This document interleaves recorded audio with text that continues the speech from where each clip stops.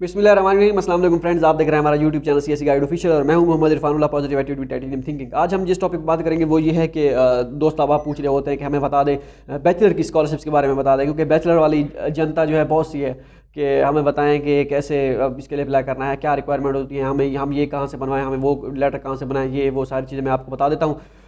इसके लिए मैं आपको बता दूं कि बैचलर के लिए फुली फंडेड स्कॉलरशिप बिल्कुल भी नहीं है, सीएससी स्कॉलरशिप। हाँ, अगर आपके पास HSK नहीं है, मींस के चाइनीज़ लैंग्वेज का अगर आपके पास HSK 3 तक भी एक्सेप्ट हो जाता है किसी यूनिवर्सिटी में। अगर आपके पास 3 या 4 कम अज़ कम हो आपके पास, अच्छा है ज़्यादा, ठीक है। अगर आपके पास ये नहीं है तो फिर इसको छोड़ दें, आप किसी और पहले बैचलर करें, पाकिस्तान में से करें, कोई भी चीज़ कर लें, BS केमिस्ट्री, फूड साइंस, जो भी आपका दिल करे, आपके कंप्यूटर साइंस जो आपको अच्छा लगे वो करके फिर आप मास्टर के लिए अप्लाई कीजिएगा। बैचलर के लिए आप ना करें अप्लाई, टाइम वेस्ट है सारा, ठीक है। तो इसके लिए कुछ यूनिवर्सिटीज़ हैं जिनकी में स्कॉलरशिप्स है, यूनिवर्सिटी स्कॉलरशिप उनकी, लेकिन वो फुली फंडेड नहीं है। वो सिर्फ और सिर्फ जो है आपकी ट्यूशन फ़ी कवर करती है और डॉर्मिटरी का रहने का खर्चा आपका वहीं पे आपको खुद करना पड़ेगा, सारा कुछ आपको खुद करना पड़ेगा। जैसे हमारी यूनिवर्सिटी ZZU ज़ेंगज़ो यूनिवर्सिटी है, इसमें बैचलर की स्कॉलरशिप्स हैं, खनान गवर्नमेंट स्कॉलरशिप है जो उनकी प्रोविजनल गवर्नमेंट स्कॉलरशिप है, लेकिन ये फुली फंडेड नहीं है। इसमें डॉर्मिटरी आपको खुद देना पड़ेगी, मीन्स रिहाइश का खर्चा जो होता है जो वहाँ पे, ठीक है, वो आपको उनको देना पड़ेंगे चार्जेस। उसके अलावा आपकी जो है खाने पीने का तो वैसे ही आपका हर किसी का अपना होता है, वो रहने का खर्चा आप उसको देना है। उनकी कोई आई थिंक मेडिकल की फ़ीस अगर वगैरह है तो वो भी आपको देनी पड़ेगी। और उसके अलावा अगर आप वीज़ा लगवाने जाएंगे, हो सकता है वो आपको बैंक स्टेटमेंट भी आपको कहेंगे प्रोवाइड करें उसके लिए, उस स्कॉलरशिप के लिए। इस तरह होता है। कोई बैचलर के लिए fully funded scholarship I think China में कहीं भी नहीं है।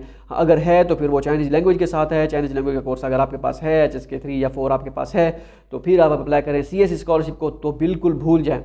आज से 2 साल पहले होता था, 2019 में, मैंने आप ऑलरेडी बताया था, जब मैं वीज़ा लगवाने गया था वहाँ पे एक लड़का था, यूनिवर्सिटी का नेम अब मुझे जनशान यूनिवर्सिटी आई थिंक जनशान थी, या यूनिवर्सिटी जनशान नॉर्मल यूनिवर्सिटी थी। मैंने कहा भाई मुझे भी इश्तियाक था कि बैचलर के लिए भी अप्लाई कर जो है लड़के करते हैं, पता होना चाहिए इसके बारे में, कैसे इन्फॉर्मेशन, स्कॉलरशिप होती है CSC की या नहीं होती, कैसे करना ये वो।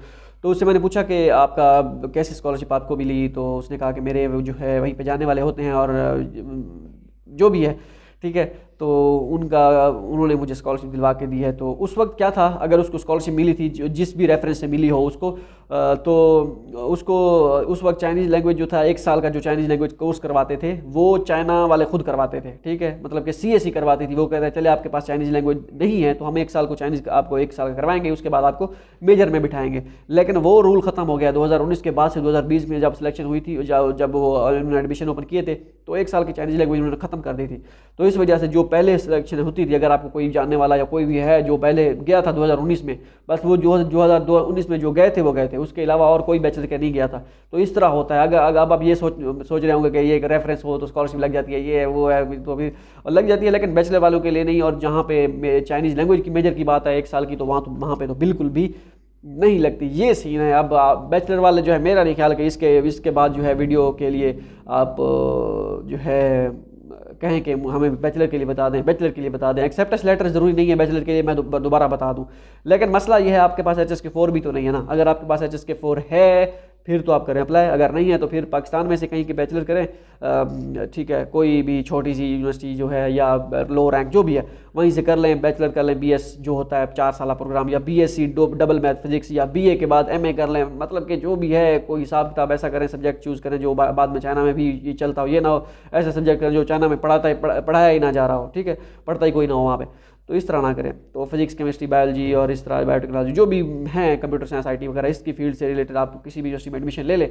नहीं तो ज़्यादा से ज़्यादा ना करें। अगर नहीं करना चाहते तो वर्चुअल यूनिवर्सिटी में एडमिशन ले लें, कहीं ना कहीं पे, तो VU में ऑनलाइन जो है पढ़ते रहें और चलता रहेगा काम। काफ़ी सारे स्टूडेंट्स जो कर रहे हैं, तो जब अब ये कर लेंगे फिर अप्लाई कीजिएगा, फिलहाल नहीं। तो आई थिंक ये वीडियो बैचलर वालों के लिए काफ़ी है। अगर आप करना चाहते हैं वाकई तो पाकिस्तान से बैचलर कीजिए, उसके बाद जाइए, या फिर आप 4 जो है 1 साल का चाइनीज़ लैंग्वेज अपना जो है 1 साल का, जब HSK 4 जितना भी ड्यूरेशन उसका होता है वो कर लें। HSK 4 अगर आपका कंप्लीट हो गया तो आई थिंक आपकी स्कॉलरशिप पक्की है, क्योंकि इतने ज़्यादा स्टूडेंट्स होते नहीं है HSK 4 के साथ अप्लाई करने वाले बैचलर में, तो सीट्स काफ़ी होती हैं। मिलते हैं अगली वीडियो में, दुआ में याद रखिएगा। अल्लाह हाफिज़।